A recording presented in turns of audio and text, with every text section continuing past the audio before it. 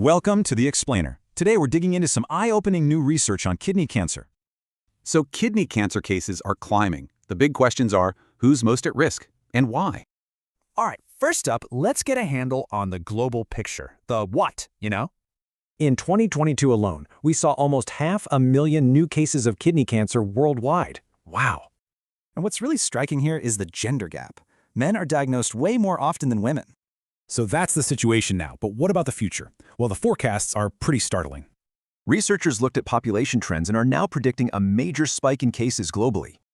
Get this, by 2050, new cases are expected to shoot up by a massive 72%. But check this out. This growth isn't happening evenly. Some parts of the world will be hit much harder. Okay, so why is this happening? Let's break down the causes, starting with our own DNA. But genetics aren't the whole story. Turns out only 5 to 8% of cases are hereditary. This is why doctors usually suggest genetic testing only when there are specific red flags. So if it's not mostly genetics, what else is going on? Well, that brings us to risk factors. And you can really split these risks into two buckets, stuff you can't change and stuff you can. And this is huge. More than half of all cases are tied to risk factors we can actually control. But here's a really weird twist in the research, what they call the obesity paradox.